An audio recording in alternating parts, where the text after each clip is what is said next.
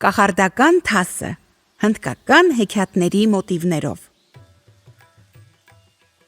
Հիմար կատուն։ Ասում են, մի անգամ մուկը մտել էր առյուծի որջը։ Գիշերը, երբ առյուծը քնում էր, մուկը զգուշորեն դուրս էր սողում իր բնից ու կրծոտում գազանների արքայի բաշը։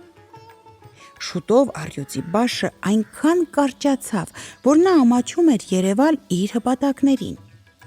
Այն ժամանակ առյուծը իր մոտ հրավիրեց խորհրդատուներին և ասաց. «Ով որ կարողանա ինձ ազատել մկներից,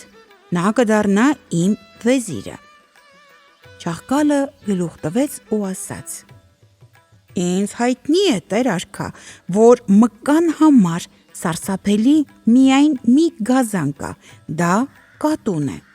Հարկավոր է քո քարայրում կատու պահել, և այն ժամանակ ոչ մի մուկ չի համարձակվի դուրս գալ իր բնից»։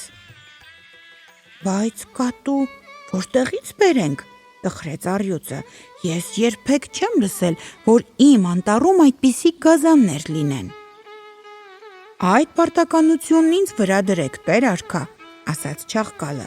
«ես հաճախ եմ լինում մոտակա գյուղերում, ինձ ծանոթ կատուներ շատ կան»։ Չաղկալը ճիշտ էր ասում։ Հենց այդ օրը նա գնաց գյուղ և հանդիպելով մի ծանոթ կատվի ուրախ դիմեց նրան. «Գիտես արդյոք, թե աստվածներն ինչ բախտի են արժանացրել քեզ։ Այսօրվանից դու ապրելու ես մեր անտառի տիրակալի, առյուծի քարայրում։ Շուտ գնանք նրա մոտ, նա քեզ սպասում է»։ Պատասխանի փոխարեն կատուն հարցրեց. «Իսկ ինչու պիտի գնամ առյուծի քարայրը։ Ինձ համար մարդու խրճիթն էլ վատ չէ։ Այնտեղ կա զովանկյուն, իսկ մկներ ինչքան ուզես»։ Չաղկալը հարցրեց. «Իսկ ով է քեզ համար մկներ որսում»։ «Ինչպես թե ով», զարմացավ կատուն, «իհարկե ես»։ «Այ տեսնում ես», ուրախացավ Չաղկալը, «նշանակում է դու պետք է ամեն օր չարչարվես։ Իմացիր ուրեմն, եթե համաձայնես ապրել մեր արքայի քարայրում, նրա բոլոր հպատակները քեզ կսիրաշահեն, և ամեն առավոտ քո սեղանին դրված կլինեն դաշտային չաղլիկ մկնիկներ։ Ուրեմն ես կարող եմ ամբողջ օրը ոչինչ չանել, և դրա համար ինձ պետք է կերակրեն, սիրաշահեն ու կատարեն իմ բոլոր ցանկությունները։ Ես քեզ խոստանում եմ իմ տիրոջ անունից»։ «Դե եթե այդպես է, համաձայն եմ», ուրախացավ կատուն, «տար ինձ»։ Եվ նա Չաղկալի հետ գնաց անտառ։ Ինչպես խոստացել էր Չաղկալը, այնպես էլ եղավ։ Թագավորի քարայրում կատվին հատկացրին լավագույն տեղը, և առյուծը հրամայեց գազաններին կատարել կատվի բոլոր ցանկությունները։ Հիմա արդեն մուկը չէր անհանգստացնում առյուծին։ Ամեն գիշեր անտառի արքան լսում էր, թե ինչպես մուկը քթքթացնում է իր բնում, բայց ինքը հանգիստ քնում էր։ Նա գիտեր, որ քանի դեռ կատուն արթուն շրջում է քարայրում, մուկը չի համարձակվի դուրս գալ իր բնից։ Կատվին շատ էր դուր գալիս իր նոր կյանքը, նա ոչինչ չէր անում և ամբողջ օրը միայն փնչացնում էր բոլոր գազանների վրա։ «Այ դուք ալարկոտներ, այս տվեք ինձ, այն տվեք ինձ»։ Կատուն այնքան գոռոզացավ, որ համարձակվում էր կոպտել նույնիսկ առյուծին, բայց առյուծը տանում էր նրա վիրավորանքները, որովհետև ամեն գիշեր նա լսում էր, թե ինչպես է մուկը քթքթացնում բնի մեջ։ Մի օր էլ, երբ առյուծը գնաց որսի և քարայրում լռություն էր տիրում, մուկը կարծեց, թե առյուծի հետ կատուն էլ է որսի գնացել։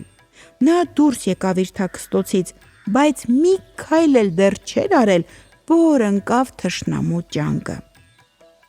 Մկանն ուտելով, կատուն մեկնվեց անկյունում և բարձր մլավեց։ Նա չափազանց գոհ էր, հիմա կարող էր քնել ոչ միայն ցերեկը, այլև գիշերը։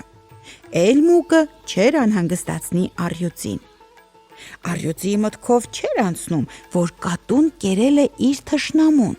և նա առաջվա պես գիշերները ականջ էր դնում, հո մուկը չի քթքթացնում բնում։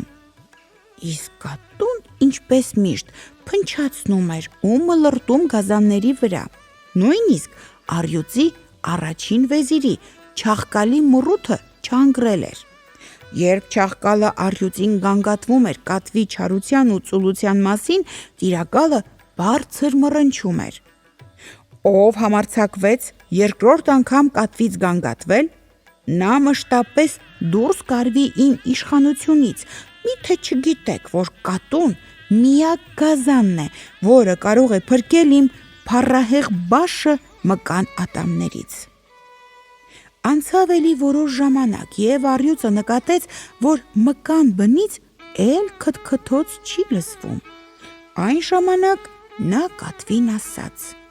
«Տես ինչքան է վախենում մուկը քեզնից, ահից նա նույնիսկ սիրտ չի անում իր բնի մեջ շարժվել»։ Հիմար ու ծույլ կատուն պատասխանեց. «Ախր ես նրան վաղուց կերել եմ, այնպես որ հիմա ձեր բաշը ապահով է»։ Ուրեմն իմ քարայրում էլ մուկ չկա, բացականչեց առյուծը ուրախացած, բա էլ ինչու ես վեր ընկել այստեղ, դուրս կորիր այստեղից, քանի դեռ քեզ մաս չեմ արել։ Եվ զայրացած առյուծն այնպես գոռաց, որ կատուն ինքն էլ չիմացավ, թե ինչպես դուրս թռավ քարայրից ու բարձրացավ արմավենու կատարը։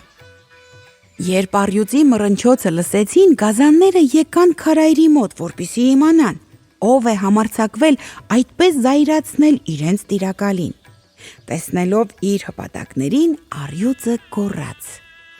«Ինձ արդեն ձանձրացրել է այս անզգամ կատուն, կարող եք նրա հետ վարվել այնպես, ինչպես ցանկանաք, այ, նա նստած է ծառի վրա»։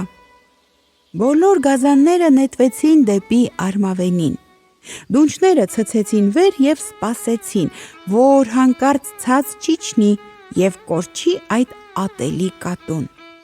Երբ գիշերը վրա հասավ և գազանները քուն մտան, կատուն զգուշորեն իջավ ծառից ու բռնեց գյուղի ճամփան։ Գուցե կատուն գտներ մարդու խրճիթը տանող ճանապարհը, բայց չար բուն, որ գիշերները երբեք չի քնում, իսկույն նկատեց նրան։ Բարձր կռնչալով նա վրա պրծավ կատվին, իր սուր ճանկերի մեջ առավ, թռցրեց տարավ իր բույնը ու կերավ։